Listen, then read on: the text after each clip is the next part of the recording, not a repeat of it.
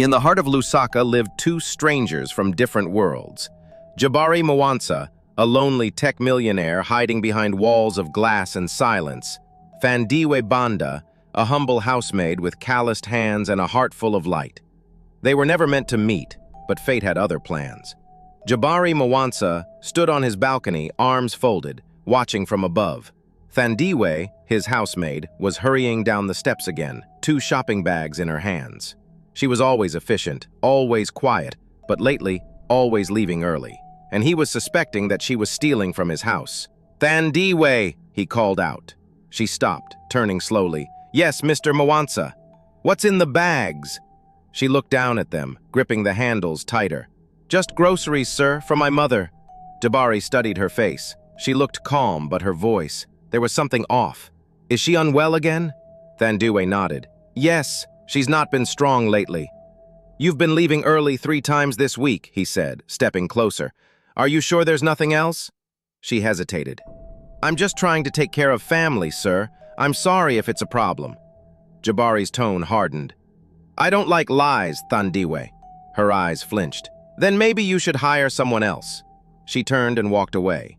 Inside, Jabari sat in his cold, quiet office and called his assistant. "Chilufya, I want you to run a background check on her. Thandiwe Banda, everything." Chilufya sighed. "Boss, again? She's only been here 2 months. Just do it." 2 hours later, Chilufya called back. "Clean as a church floor, nothing suspicious." "Too clean," Jabari muttered. He stared at her file on his laptop. Her ID checked out. Her references are spotless, but there were holes, odd gaps in time. He opened the security logs. Yesterday at lunch, she was browsing expensive jewelry sites on her phone. A week ago, he found a receipt in her jacket pocket, a money transfer of 8,000 wacha or chapata. And the phone call he overheard last night? In Chawa, fast, panicked. He only caught one word, Madzi Achedwa, water problem. But Jabari felt something deeper, mistrust, again. That evening, Jabari sat alone in his study sipping black tea. His phone buzzed. It was a message from Thandiwe. "Working late tonight, please don't wait up." Jabari raised an eyebrow. Working late? He hadn't assigned her any evening duties. In fact, he'd given her the night off. His heart beat faster. She's lying. He stood up, grabbed his car keys, and walked to the garage. His black Range Rover purred to life. "If there's nothing to hide," he muttered, "why lie?" He parked a few streets away from the usual bus stop in Kabulonga. Just past 6:15, he saw her, Thandiwe, wearing a blue chitenge skirt, head down, holding 2 shopping bags.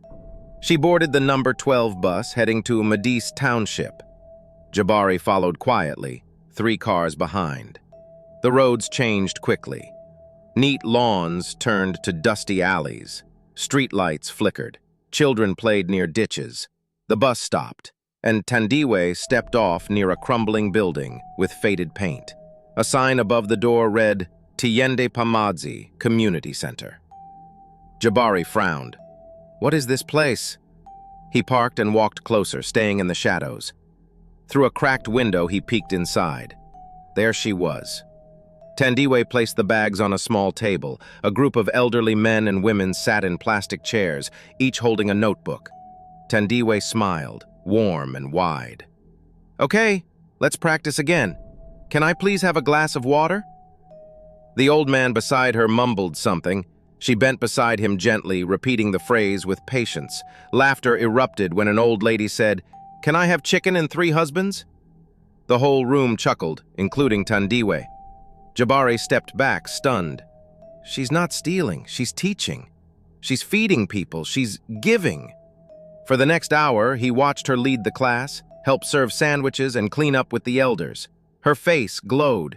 This wasn't the quiet housemaid he knew. This was someone full of purpose. Inside him, something cracked.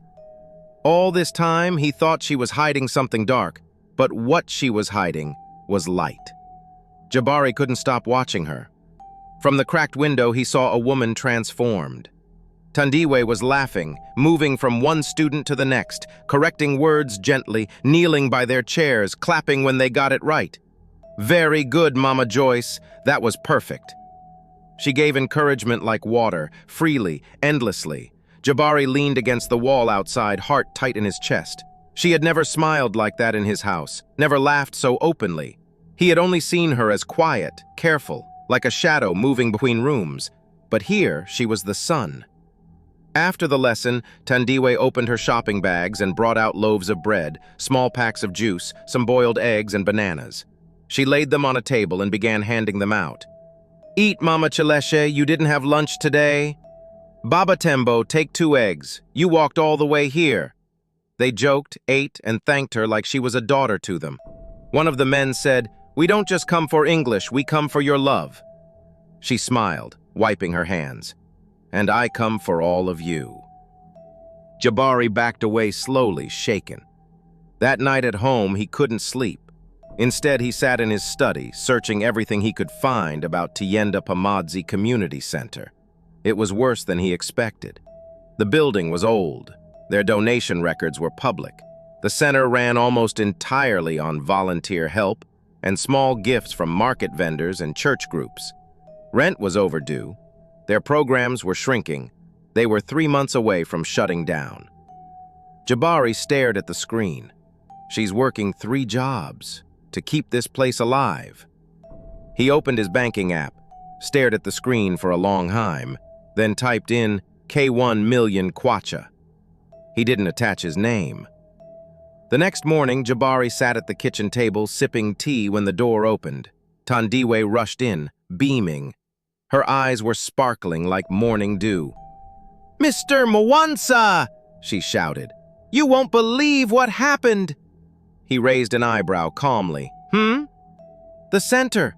Someone donated 1 million kwacha yesterday, just like that. We can pay rent, buy supplies, fix the leaking roof." "Really?" Jabari asked, setting his cup down. "That's incredible. I can't believe it. Whoever it was, they saved us. They didn't leave a name, they just believed in what we do." Jabari smiled faintly. Good people still exist, it seems. Thandiwe nodded, hand over her heart. Yes, they do. And for the first time in years, Jabari Mwansa felt rich. Not in money, but in meaning. Jabari started staying home more often. He told himself it was just to rest. But somehow, every time Thandiwe entered a room, he'd find a reason to be there too. One afternoon, she was wiping the bookshelves when he cleared his throat behind her. "You're always so focused," he said. She turned, surprised. "I try to do things properly." "Even when no one is watching?" She smiled faintly. "That's when it matters most." They began to talk more. At first, small things. The weather, traffic, household chores. But slowly, their conversations grew deeper. One day, she was in the kitchen, scribbling in a notebook. Jabari noticed. "Studying?" Thandiwe nodded. "My thesis." "On what?" "Barriers to opportunity," she said. "Especially for poor families. Language, money, education. Some people are never given a chance." He sat across from her. "And you want to change that?" "Yes," she said softly. "I want to be a community social worker. I want to help people climb out." Jabari watched her. "You're smart." She laughed, shaking her head. "No, just determined." He disagreed silently. Another week passed. One evening, Thandiwe entered the house humming, face glowing. "What's the celebration?" Jabari asked. She turned to him, eyes wide. "We got a second donation. Brand new computers for the center." Jabari feigned surprise. "Really?" "Yes, can you believe it? The children can finally learn digital skills. Even Mama Joyce wants to learn to email her daughter in the UK." "That's wonderful," he said, trying not to smile. Their bond grew with every moment. She'd walk into a room and Jabari's heart would lift. She began making him tea without asking. He began offering her books from his personal shelf. One morning, she paused at the door and said softly, "In our center, we don't have much, but we share everything." Jabari nodded, words stuck in his throat. They never spoke of love, but it was there, in stolen glances, in shared silences, in small kindnesses that meant more than words. 2 hearts, from different worlds, slowly leaning toward each other. Not with force, Jabari, but with quiet gravity. One evening, Jabari stood in the living room pacing. He had made up his mind. When Thandiwe walked in, tired from work but still smiling, he turned to face her. "Thandiwe," he began, "I want to offer you a new position." She blinked. "A new position?" "Yes, full-time estate manager. You'd be in charge of everything, the house, staff coordination, even my travel schedule. I'll triple your salary. You'll have health benefits, paid leave, the works." Her mouth opened slightly. "That's very generous, sir." He looked at her gently. "You've earned it. You're smart. You're capable. I trust you." She swallowed. "It would help my mother. I could finally breathe a little." "Exactly," Jabari said. "No more juggling 3 jobs." But her smile faded. "I'd have to leave the center," she said softly. "There's no way I could manage both." "You've already done more than most," Jabari said carefully. "Maybe it's time to take care of yourself." She nodded slowly. "May I think about it?" "Of course." A week passed. They didn't speak much. Jabari waited, anxious. One morning, Thandiwe knocked on his office door. She stepped in, eyes glistening. "I've decided," she whispered. He stood up quickly. "And?" "I'm sorry," she said, voice shaking. "I have to say no." Jabari froze. "I'm grateful for the offer," she continued, "really, but I'd be giving up the one place that gives me meaning." "Even with all the struggles?" he asked, confused. She nodded. "Yes, the center, the people, that's my heart." She wiped a tear. "And there's another reason." Jabari's breath caught. "I've fallen in love," she said softly, "with someone I can't have, someone who inspires me, who makes me want to fight harder." His chest tightened. "Someone else?" She looked down. "Yes, but it could never work. We're from 2 different worlds. I had to choose, and I chose my purpose." Jabari stood silently as she walked out. His heart felt heavy. So there is someone who moves her more than I do, he thought bitterly. Someone like her, full of fire and light. Not a guarded man with walls too high to climb. And for the first time in years, Jabari felt truly alone. 2 weeks later, Thandiwe stood quietly in Jabari's study, holding a small envelope. "I need to give my notice," she said gently. Jabari looked up, his throat tightening. "You're leaving?" She nodded. "I got accepted into graduate school, social work, full scholarship." He forced a smile. That's wonderful. "I start in 2 months," she said. "It's everything I dreamed of, but I'll still help at the center while I study." He nodded slowly. "I'll miss your presence around here." She smiled faintly. "I'll miss it too." After that, Jabari helped from a quiet distance. He edited her CV, wrote glowing references, even pulled strings to connect her with leaders in the field, all anonymously. Then, she was gone. The house felt cold again, quiet, organized, lifeless. He hired a new housemaid, efficient, polite, but distant. No humming in the hallway, no laughter in the kitchen. Still, Jabari stayed connected, not to Thandiwe, but to her world. He made anonymous donations each month. The center added new chairs, fixed the windows, even launched a youth program. And she was everywhere, on flyers, in news clippings, smiling as she helped others grow. One quiet Saturday, an envelope arrived at Jabari's gate. No name, just a wax seal of the community center. He opened it slowly.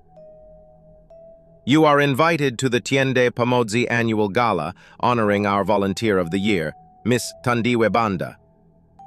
Jabari sat down, the paper trembling in his hands. Volunteer of the year. She had done it. She had become exactly who she said she wanted to be. He looked out the window. The city lights flickered like distant dreams. He wasn't sure why his heart beat so fast. Maybe it was pride. Or maybe it was the feeling of fate knocking one last time.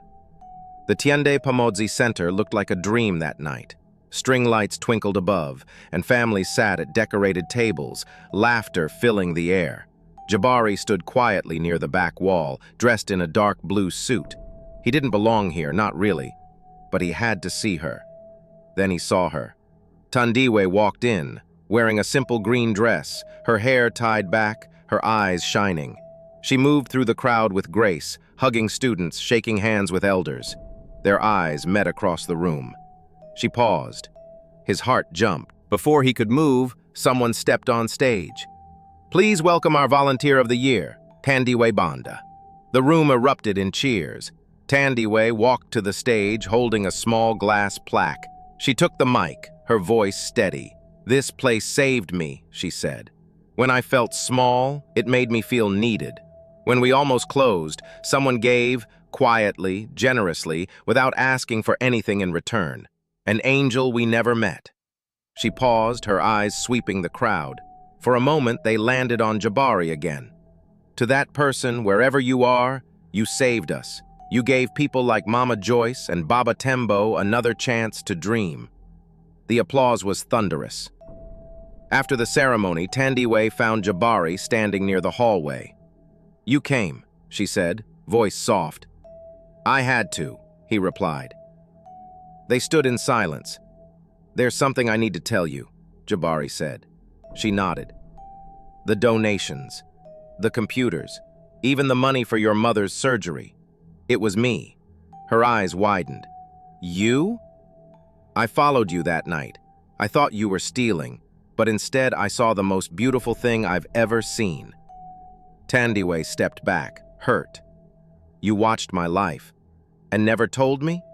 You helped in silence, without asking if I wanted it?" "I was afraid," he admitted. "Afraid you'd reject it. Afraid you'd reject me." She looked at him long and hard. "I didn't fall for just anyone, Jabari," she whispered. "The man I loved was impossible, generous, quiet, brave." He blinked. "You were the impossible man all along," she said. Tears welled in his eyes. "Thandiwe," he whispered, "I love you." She smiled softly. "Then let's stop hiding." And in that moment, two hearts finally met, not in secret, but in full light. They stood in the quiet hallway, tears in their eyes. Jabari reached for her hand. "I thought I'd lost you," he whispered. Thandiwe shook her head, smiling through tears. "You found me, Jabari. You just didn't know you were looking." And in that moment, they embraced, the past forgiven, the future wide open. 1 year later, the Tiende Pamoji Center looked completely different. Fresh paint, new lights. A wide banner hung above the entrance, the Thandiwe Banda Mwanza Learning Hub. Underneath it, rows of chairs filled with guests from every corner of life. Businessmen in suits, market vendors in colorful chitinjas. Former students and city officials sat side by side. Inside, the room glowed with candles and soft music. Flowers lined the aisles. At the front, Jabari stood proudly, dressed in a cream-colored suit with green embroidery. Then Thandiwe entered, glowing in a white lace gown. The entire room stood. Mama Joyce whispered, "Now that is what purpose looks like in love." As they said their vows, Jabari's voice trembled. "You didn't just change my life. You gave it meaning." Thandiwe smiled, her voice strong. "You didn't rescue me. We rescued each other." Cheers erupted as they were pronounced husband and wife. Later, at the reception, guests danced in circles, elders clapping, children laughing, rich and poor moving together in rhythm. From that day on, they built not just a home, but a mission. The Mwanza Banda Foundation began helping immigrants across Zambia, teaching, feeding, lifting others with love and dignity. And as the night wore on, Jabari and Thandiwe swayed gently on the dance floor, candles flickering all around them. In that moment, it was clear. Love, when rooted in purpose, doesn't just build homes, it builds legacy. My beautiful family. What did this story teach you? For me, it reminded me that love rooted in purpose can heal the deepest wounds and build the strongest legacies.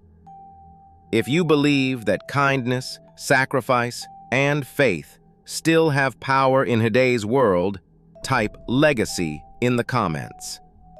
I'm waiting to hear your thoughts, and if this story touched your heart, don't forget to like, subscribe, and share so we can keep telling these beautiful African tales.